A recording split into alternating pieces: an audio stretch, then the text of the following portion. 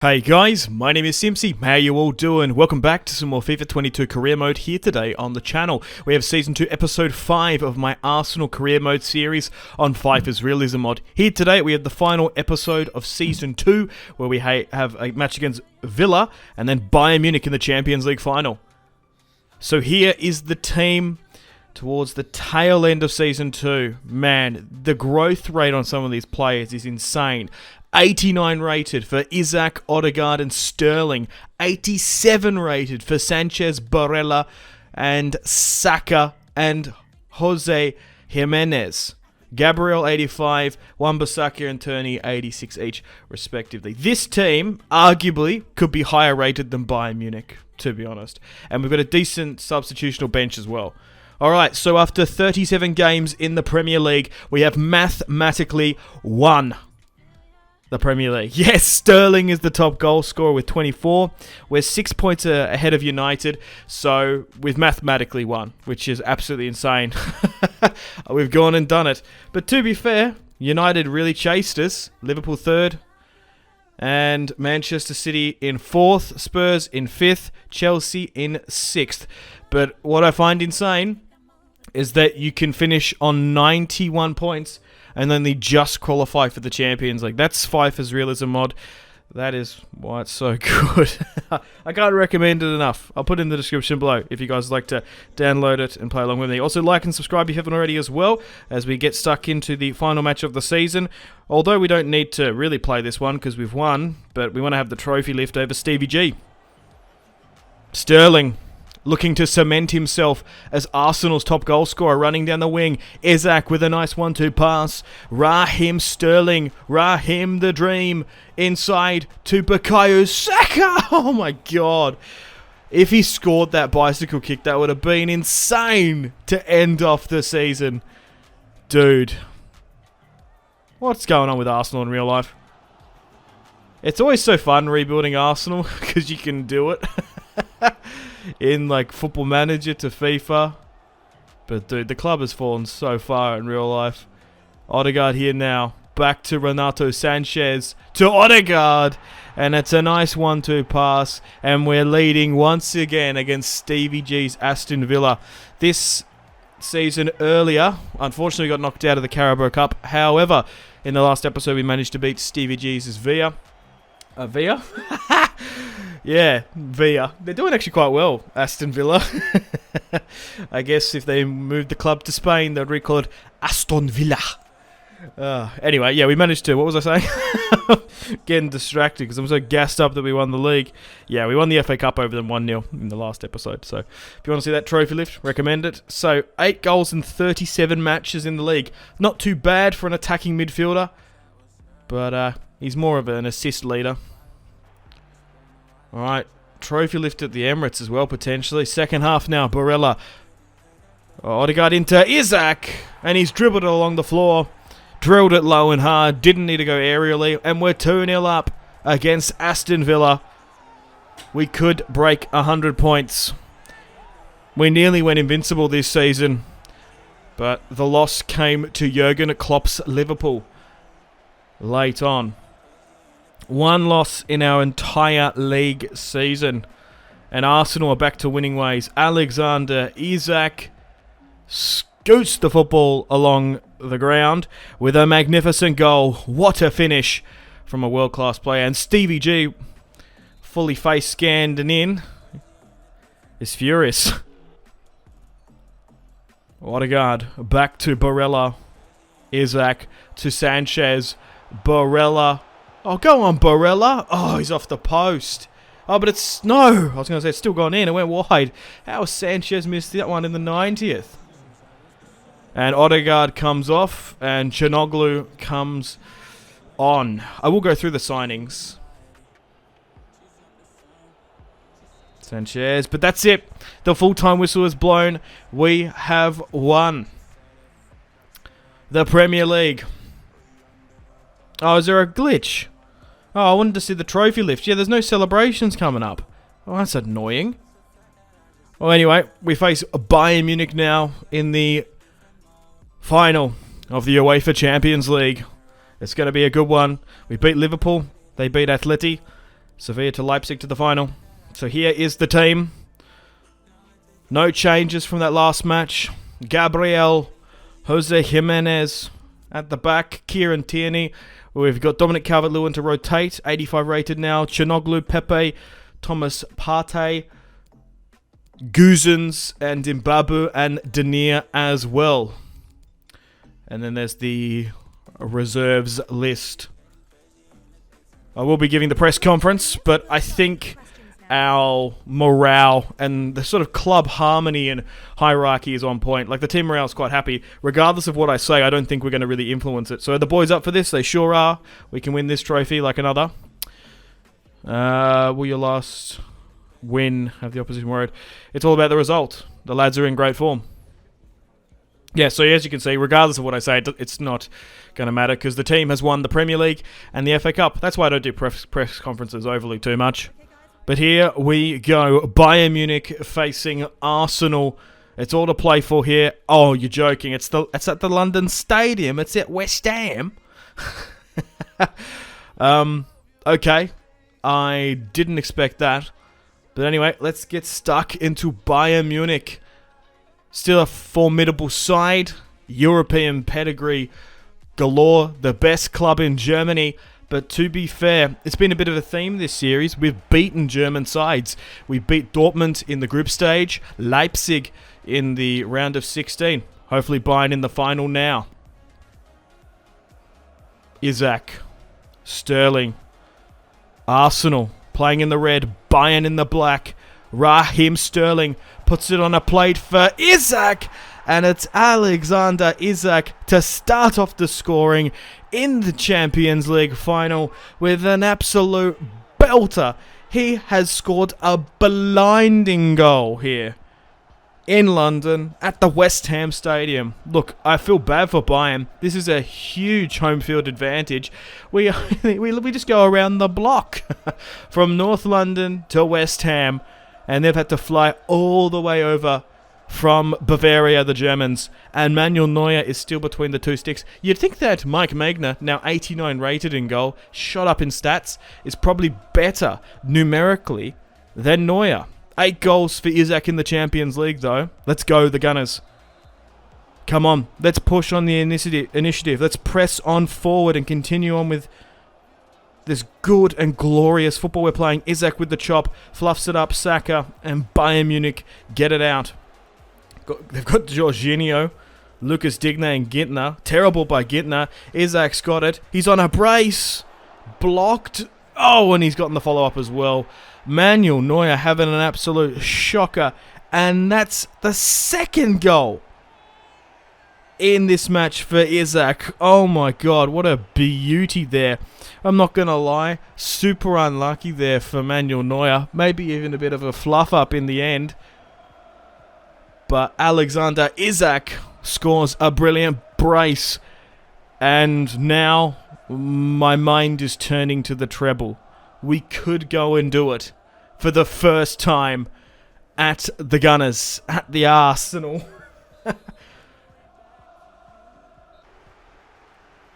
Second half now. Barella back on the football. Izak on a hat-trick. Slips through Odegaard. Back to Izak. Odegaard finds Raheem Sterling. Odegaard. Nice little bit of skill. Finds Izak. Unselfishly slips through Sterling. And it's a block. And a Bayern Munich clearance. Oh, only as far as Barella. Arsenal have won it back. Odegaard. Odegaard still got the ball. With the hocus pocus. No! Oh, I thought it didn't go in. It did. Oh my god. Unbelievable scenes of glorious emotion, I guess. Alexander Izak has scored a Champions League final hat-trick with the home ground advantage, well, the home region advantage being in London. Hits the post, dinks off the other. I thought VAR might have wanted to have a look at it. That's super close there. Manuel Neuer concedes 3. Oh my god. We're going to do it, boys. Bayern, Joshua Kimmich to Robert Lewandowski. Back to Joshua Kimmich. puts it into Kingsley Coman. And very much in similar style to Manuel Neuer's spoil, Kingsley Coman scores at the other end in the 88th minute with a bit of sip of tea. Kingsley Coman, I've just scored in London. Got a little bit of sip of Yorkshire tea. Is that what people drink? I don't know. Whenever I have tea, I have Yorkshire tea. I don't know if it's... I don't know. Terrible. If you're in the UK, you probably got a better variety, but we have to import that sort of stuff. I don't know. People drink Earl Grey. I don't know. Anyway, we're 3-1 up, and we just need to park the bus. Time is on our side, along with the scoreline. But Kingsley Coman steps up and puts his name on the score sheet for Bayern Munich. PSG were last year's winners as well, by the way. Come on. Just passing it around brilliantly. And that's it. Game, set, match. She's all over Red Rover. Arsenal have won their first UEFA Champions League under my managerial reign. Alexander Izak scored a brilliant hat-trick to put us in front. Unfortunately, Mike Maignan couldn't keep the clean sheet and conceded to a sloppy goal by Kingsley Coman off the rebound. But that is our third piece of silverware this year, and it's taken me 2 years, £300 million rebuilding and saving this club for us to win the trophy. Oh, I'm so happy. Here we go. Mike Maignan stepping up. An amazing goalkeeper for us, shooting up in stats. Oh, speaking of stats, I will be going through them at the end of this video. And let me know in the comments, would you like to see Season 3? Or should I move on to another club? Here we go. Martin Odegaard with the trophy lift. Yeah, maybe the home country advantage probably edged us out there, to be honest. And Arsenal have gone and done the unbelievable. Man, we nearly went invincible. Like, how insane is that? We nearly did it, but unfortunately we couldn't.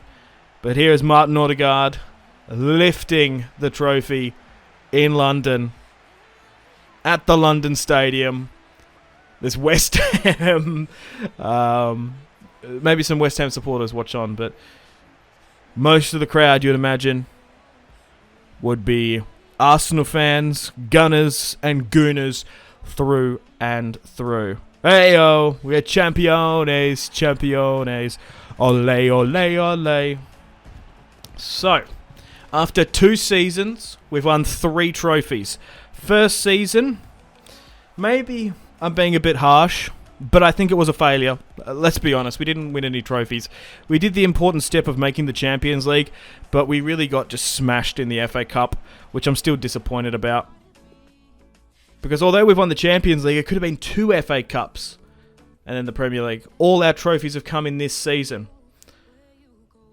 But, yeah, we've won the Champions League. To be fair, it was an interesting run. And there is Martin Odegaard celebrating with the trophy. And we finished the season on 101 points. Man United lose on 95, followed by Liverpool 94. Spurs got 80 points and didn't make Champions League football. I'm going to move Mbabu to a left back, just so he can play left back and right back if we need to. But yeah, 32 wins, 5 draws, 1 loss. Mike Maignan was the big difference, really. But it's only 10 more points roughly than last season, but we win the league this time around. Chelsea finished in 6th, Spurs in 5th. We won the FA Cup over Stevie G's Aston Villa. And Liverpool won the Carabao Cup. Super Cup, Bayern won it. Champions League, we did. PSG won it last year. Man City won the Europa League, which is super interesting. They finally get their first European Cup. And then we'll go through the stats here now as well. 94-94. Crazy. Alright, so after 2 seasons, Izak, Sterling, Odegaard, 89 rated. Barella as well, 87 with Sanchez. And you're most looking to pause and have a look at the overall ratings for the team. And the growth rates as well. Wan-Bissaka, 86. Kieran Tierney, 86. Thomas Partey, still 85. Dominic Calvert-Lewin as well. So, stats-wise, Mike Magnan played the most. 35 goals for Izak, which is a crazy output. He scored like 60 over 2 seasons. Sterling stepped up, which is insane. Only scored like 10 last season. And Sanchez turned into an amazing goal-scoring midfielder. Saka, not too bad. Barella played really quite well. Pepe, not good over 2 years, to be honest.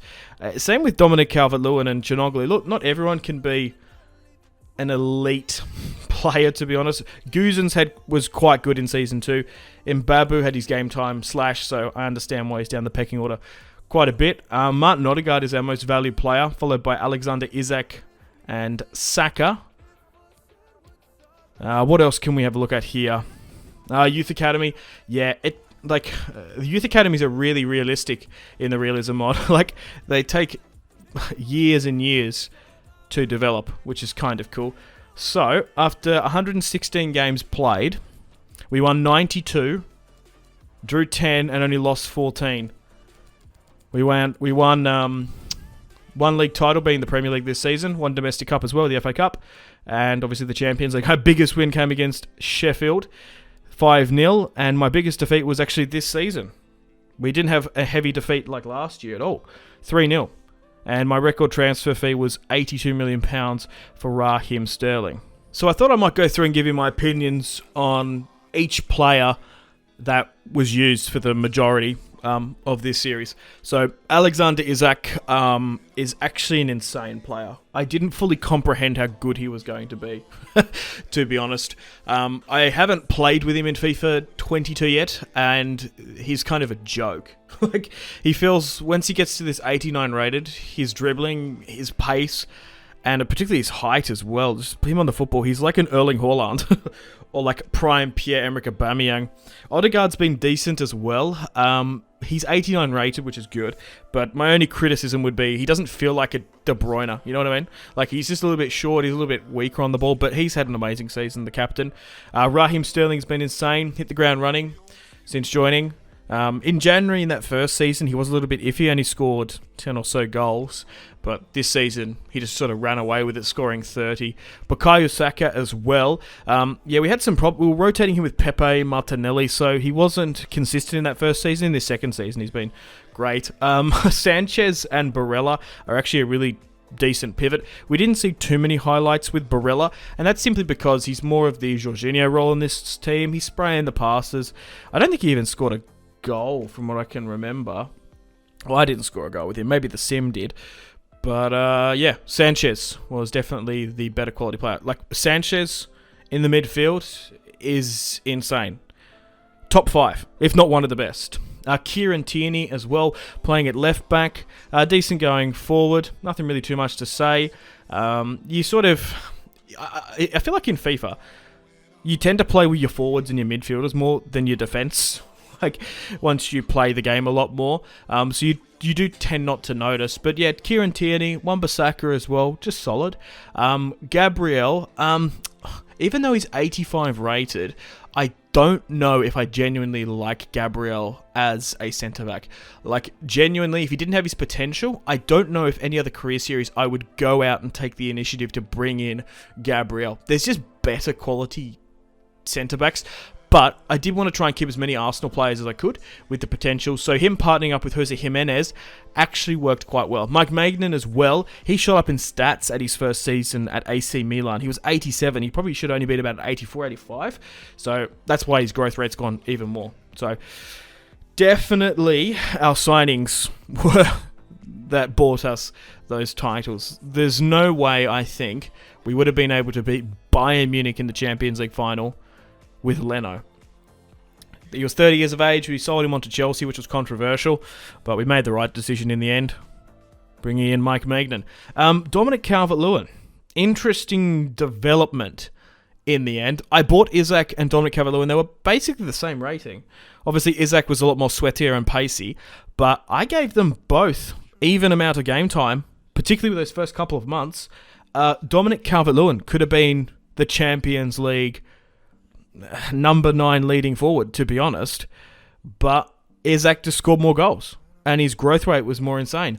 So Dominic Calvert-Lewin, decent player. I don't know. I think I made the decision not building the team around him and him being the focal point of the side. He's probably not quick enough. Chanoglu, I really thought this signing was going to be good, but sometimes players just don't adapt to the Premier League. 83 rated, can play on the left. I wanted him more as a rotational player for Odegaard, but he only got 6 games under his belt, and any time I did play with him, he just really flattered to deceive. We gave him a full run in that FA Cup match, and we only managed to win 1-0 over Stevie G. Pepe as well, a little bit of controversial player. I could have maybe played him more over Saka, but in the end, Saka went overall. Thomas Partey as well, played pretty decent for me. He's 30 years of age now. We definitely needed a new midfielder because he wasn't able to run the show with Sanchez later on in Season 2, so a decent rotational player. Guzens as well, can't recommend him enough. If you need a decent left-back from the Italian League or just need one, pick up Guzens, man. 27, 28 when he starts, 84 rated. Babu, an interesting player. He's a really good career mode player, but his potential is kind of shocking. Like, he only went up a +2 after finishing top 4 and getting to the FA Cup final. I thought he would have shot up in stats. Denier as well, really pacey centre-back. He hasn't got a crazy career longevity, but, you know, he was good. He was good enough for me in that first season when we were a little bit strapped for cash. Okay, looking at the reserves, I did get some comments that people were rather upset with me not playing Ramsdale, Smith Rowe, and Martinelli more, and Ben White as well. I'm going to be honest. The overall potentials of these players on FIFA are shocking. Like, you're not winning a Champions League or a Premier League title within 6 seasons. Like, I would be blown away if someone did that. Won multiple Premier Leagues and Champions Leagues with these players. Like, Ramsdale's good in real life. Arguably should be a lot higher rated in career mode, but he's not, and he doesn't have the potential. Smith Rowe as well does have the potential, but whenever he did play for me, he actually didn't play that well at all, which is surprising because he's a decent attacking midfielder. Martinelli was good, but was played inconsistent. Saliba, there was a position where I was playing him over Gabriel because I think on the ball Saliba is actually better, but once again he didn't play very well to me. So not all the players played exceptionally well. Ben White as well, we didn't really give him a chance, to be honest, but there's no way a 75 rated centre-back on FIFA is going to stop someone like Mo Salah or Mahrez, you know what I mean? It's just not going to happen. But there's sort of my opinions on the players and the reserves and the subs. So, unfortunately, I've got to end the video here. Thank you very much for watching. I will be doing more career mode on Fifers Realism mod, so let me know in the comments career modes you'd like me to do. I haven't even decided, to be honest. There's a bunch of options.